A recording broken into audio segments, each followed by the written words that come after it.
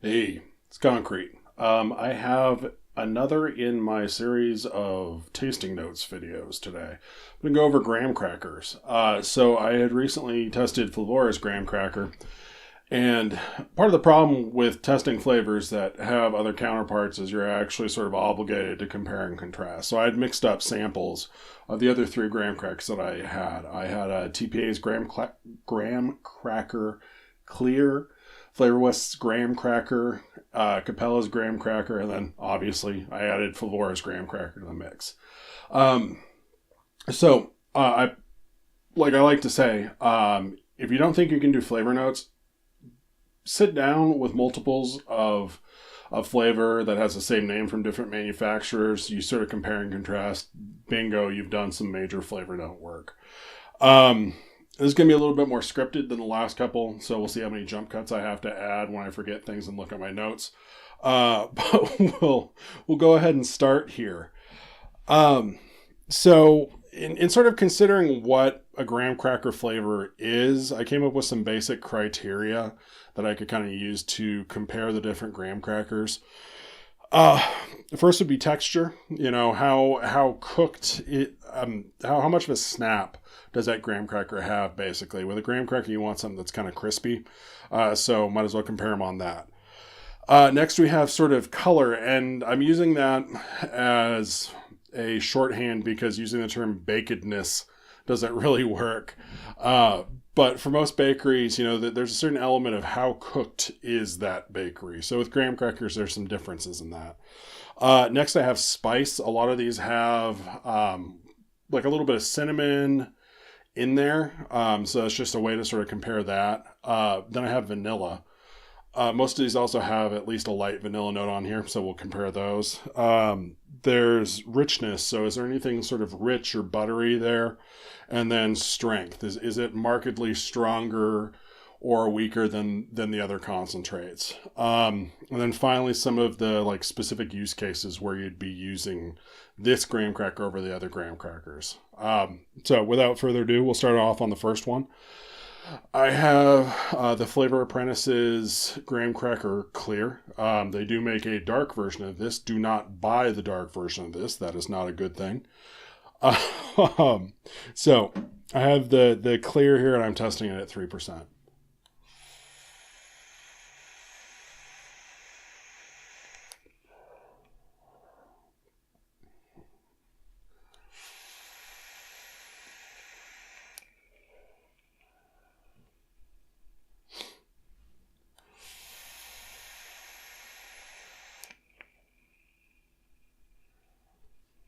So right off the bat, starting at texture. So TPS graham cracker for me has a little bit of a soft, fluffy texture, but it also sort of counterbalances that with a little bit of grit that almost feels like it's from like the sugar note here. In general, I'd say it's one of the softer graham crackers. It doesn't really have a snap to it. There's some texture, but you don't really get like that graham cracker crunch that you're necessarily looking for.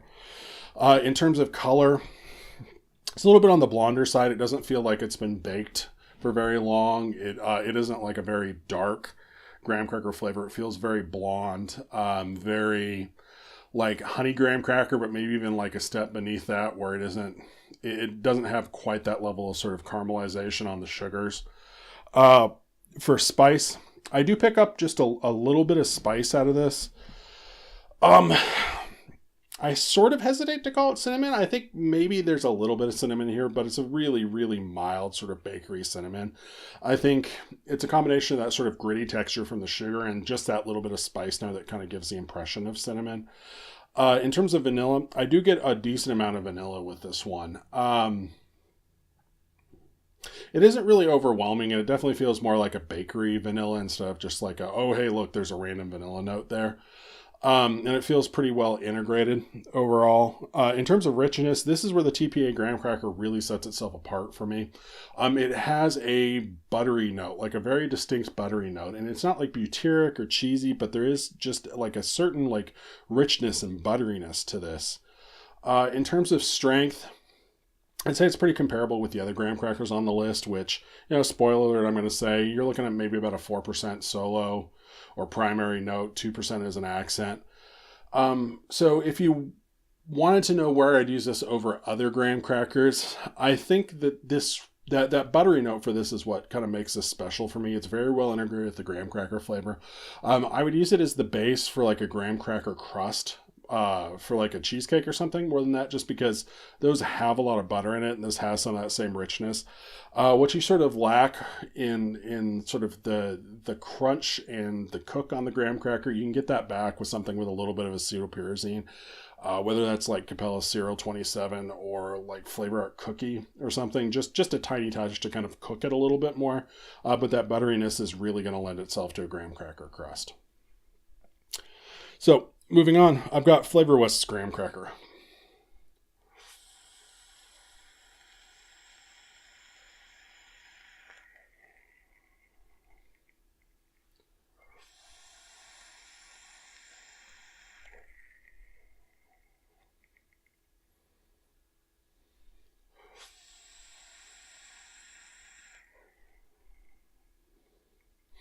Okay, so right off the bat, this has a little bit more snap to it. It isn't as soft and fluffy as TPA's. I wouldn't necessarily say that it's a really hard, crunchy flavor, but it definitely has a little bit more snap. And graham crackers themselves, while they have a little bit of snap to them, it isn't like a really hard, overly crunchy note. So I think it's pretty accurate in terms of texture. In terms of color, it's a little bit more baked than the TPA offering. While I called that one blonde, I'd call this like dirty blonde. It definitely feels like it's a lighter, like honey graham cracker kind of cook to it. But it definitely is a little bit more cooked than TPA's. I wouldn't call it like dark or even really like too roasty. But it has a little bit more presence in terms of the cook than the TPA's. In terms of spice, I don't get much, if any, spice from this. I'd say maybe there's a tiny bit of cinnamon in there, but it feels really well integrated into that sort of graham base. It doesn't really stick out. Vanilla, I do get a heavier vanilla with this, and the vanilla here tastes a little bit artificial to me. It almost has like that kind of vanilla frosting, sort of artificially bright vanilla note. I don't think it's necessarily out of place. You know, some graham crackers have that, but it's definitely something to note. In terms of richness, this doesn't have that same butter note. It's a very dry, you know, moderately crisp kind of graham cracker without that same kind of buttery sort of undertone to it. It has a nice texture, but it doesn't really have that butter kind of sticking it all together. In terms of strength, I'd pretty much put it on par with TPA's, honestly. I'm thinking, again, 4% for a primary, 2% for an accent, and then for use case, this is probably my best guess for like a distinct graham cracker. Like if you're looking for like a s'more or something like that, something that actually has a big chunk of graham cracker in it, this is going to do sort of the best job of sort of conveying that kind of texture and that kind of snap without really blending too much into creams or marshmallows or like dominating the mix. It's not an aggressive flavor, but I feel like it's a pretty solid flavor. It's pretty much going to stay where you put it. And so that's why I'd use it for that kind of discreet graham cracker note. Next we have Capella's graham cracker, which, fun fact, was actually my favorite graham cracker before I started testing these back to back and spending more time with it.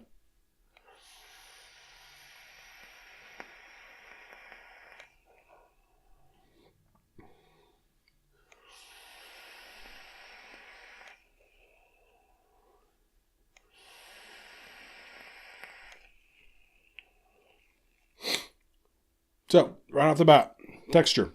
This is the most heavily textured graham cracker for me.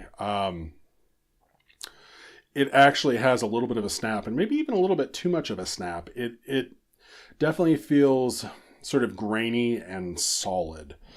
In terms of the color, this is also kind of the darkest graham cracker for me. It feels like it's been baked the longest. I got super cute with the notes and called it brunette, so we'll just run with that. This is a brunette graham cracker. It's been in for a while. That's not a bad thing. It just has like sort of a heavier cooked flavor to it. Spice is where this one gets really interesting. So this definitely has a lot of cinnamon in it. It's definitely a cinnamon graham cracker. The cinnamon note here is very similar to some of the other Capella cinnamon bakeries.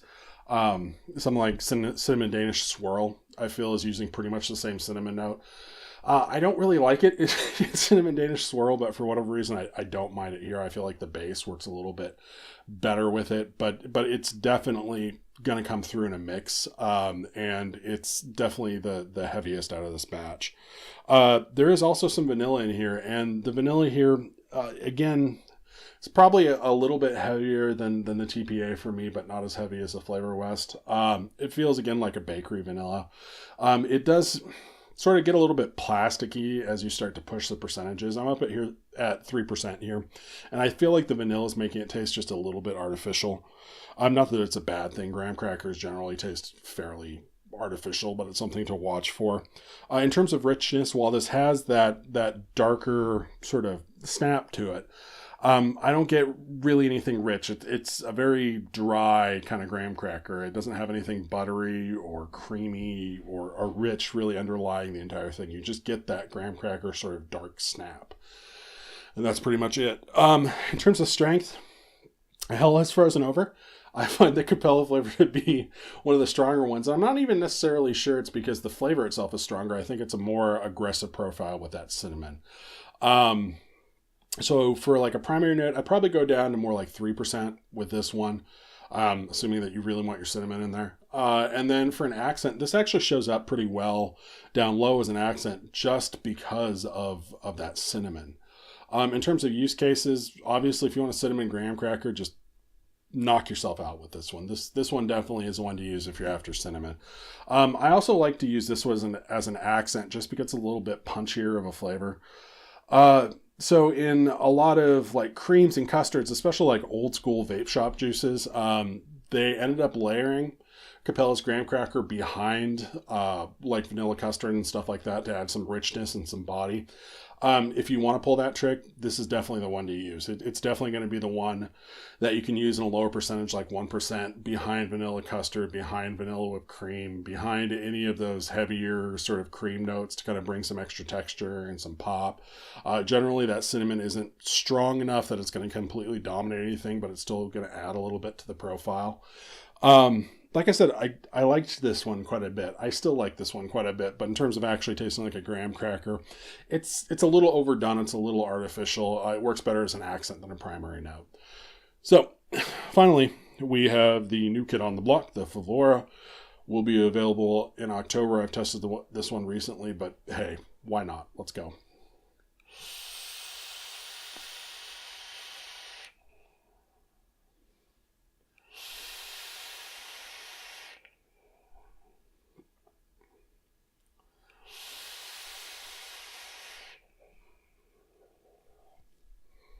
So, texture on this one is interesting. It's a little bit more top heavy.